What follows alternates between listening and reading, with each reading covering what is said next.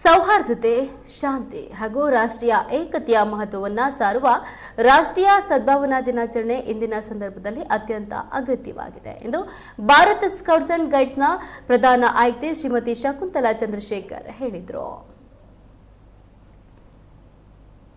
Bharat scout and guide Shivamogga ಜಿಲ್ಲಾ ಸಂಸ್ಥೆಯಲ್ಲಿ ಆಯೋಜಿಸಿದ್ದ ರಾಷ್ಟ್ರೀಯ ಸದ್ಭಾವನಾ ದಿನಾಚರಣೆ ಕಾರ್ಯಕ್ರಮದಲ್ಲಿ ಮಾತನಾಡಿದ ಅವರು, ದೇಶಗಳ ನಡುವೆ ಯುದ್ಧಗಳು ಹಾಗೂ ಭಿನ್ನಾಭಿಪ್ರಾಯಗಳು ಹೆಚ್ಚುತ್ತಾ ಇರುವ ಪರಿಣಾಮ ಸಾಕಷ್ಟು ಸಾವು ನೋವುಗಳು ಸಂಭವಿಸುತ್ತಿವೆ. ಪ್ರಕೃತಿ, ಪರಿಸರ ಹಾಗೂ ವಾತಾವರಣವು ಹಾನಿಗೊಳಗಾಗ್ತಿದೆ. ಇನ್ನು ಇದರಲ್ಲಿ ಎಲ್ಲಾ ಭಿನ್ನಾಭಿಪ್ರಾಯಗಳನ್ನ ಮರೆತು ಪರಸ್ಪರ ಪ್ರೀತಿ, ವಿಶ್ವಾಸ ಹಾಗೂ ಶಾಂತಿ ನೆಲೆಸುವ ಕಾರ್ಯದಲ್ಲಿ ಪ್ರತಿಯೊಬ್ಬರು ಮುಂದಾಗಬೇಕು ಎಂದು ಕರೆ ನೀಡಿದರು.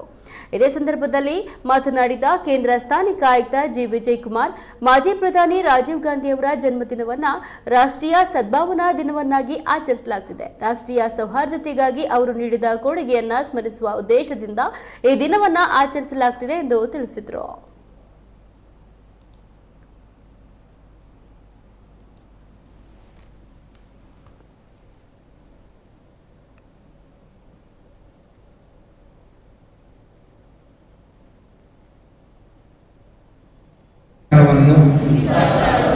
ಆಶ್ರಯಿಸದೆ, ಲೆಕ್ಕಿಸದೆ ಭಾರತದ ಎಲ್ಲ ಜನರ ಭಾವನಾತ್ಮಕ ಏಕತೆ ಮತ್ತು ಸಾಮರಸ್ಯಕ್ಕಾಗಿ ನಾನು ಕೆಲಸ ಮಾಡುತ್ತೇನೆ ಎಂದು ನಾನು ಈ ಗಂಭೀರ ಪ್ರತಿಜ್ಞೆ ಮಾಡುತ್ತೇನೆ. ಇದಲ್ಲದೆ ಹಿಂಸಾಚಾರವನ್ನು ಆಶ್ರಯಿಸದೆ ಸಂವಾದ ಮತ್ತು ಸಂವಿಧಾನಿಕ ವಿಧಾನಗಳ ಮೂಲಕ ನಮ್ಮಲ್ಲಿರುವ ಎಲ್ಲ ಭಿನ್ನಾಭಿಪ್ರಾಯಗಳನ್ನು ಪರಿಹರಿಸುತ್ತೇನೆಂದು ನಾನು ಈ ದಿನ ಪ್ರತಿಜ್ಞೆ ಮಾಡುತ್ತೇನೆ. ಧನ್ಯವಾದ.